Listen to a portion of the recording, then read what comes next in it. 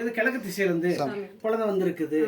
குழந்தை அந்தரோட குழந்தைக்கு குழந்தை ஏதோ ஆரங்கள் கூடல, அடையாளங்கள் சேரல அப்படின்னு உத்தரவுகள் கேட்டுச்சு. அதனால குழந்தை ஏதோ குழந்தைய முன்னோர்கள் செஞ்ச குழந்தைய துக்கம் துன்பங்கள் காட்டுது அப்படின்னு குழந்தைய ஏதோ கடல் மாதா கிட்ட போய் குழந்தைய நீராடி வரோம் அப்படின்னு உத்தரவு கேட்டுச்சு. போயிட்டு வாங்கன்னு உத்தரவு கொடுத்தேன். குழந்தைய பாலம் கொஞ்சம் மேடும் பள்ளமா இருக்கிறான் சாமி, என்னடா பூஜை பின்னாடி குத்துது, குழந்தைய மேடும் பள்ளமா இருக்குதுன்னு கேட்டான். குழந்தைய போயா வருவான் அப்படின்னு உத்தரவு கொடுத்தேன்.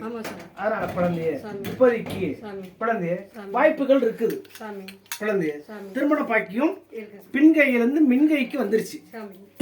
மின்கைக்கு ரோகங்கள் வந்துருச்சு, அமைப்புகள் கூடிக்கிடுச்சு. கொஞ்சம் கொஞ்சம் முகர்ச்சி எடுக்கணும்.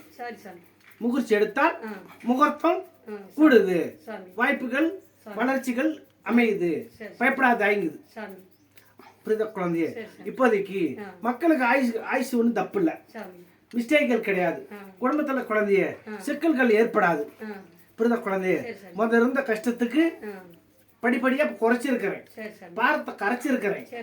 குழந்தைய பனி மாதிரி குழந்தைய மயக்கணை நீக்கித்தரேன், கவலைப்பட வேண்டாம்.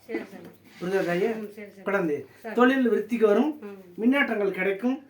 குழந்தைய வாய்ப்புகள் குழந்தைய வசமையும் மனங்கள் கிடைக்கும், பயப்படாத தாய்ங்குது. காப்பாற்றி கொடுக்குறேன். மருமக 10 நாள் தள்ளி போய் சொல்லு சாமி, வேண்டான்னு ராவடி பண்ணுறது, நாங்கள் வேணுங்கிறோம், வேண்டான்னு சொல்லு சாமி, நீ தான் காப்பாற்றி கொடுக்கணும். கொடுக்குற வார்த்தையை தட்டளிக்கணும். அதான் வேண்டான்னு சொல்லி ராவடி பண்ணுறது சாமி. அம்மா வீட்டுக்கு உட்காந்துக்கிட்டு இருக்கட்டும், எதாக இருந்தாலும் ஆனாண்டா பெண்ணானா எனக்கு இருக்கட்டும்னு சொல்கிறேன். தட்டளிக்குது, என்ன பண்ணுற சாமி, நீ தான் பார்த்து காப்பாற்றி கொடுக்கணும். கொடுத்த வார்த்தையா தட்டளிக்கணும். தட்டளிக்குது, எனக்கு மனசு சரியில்லை.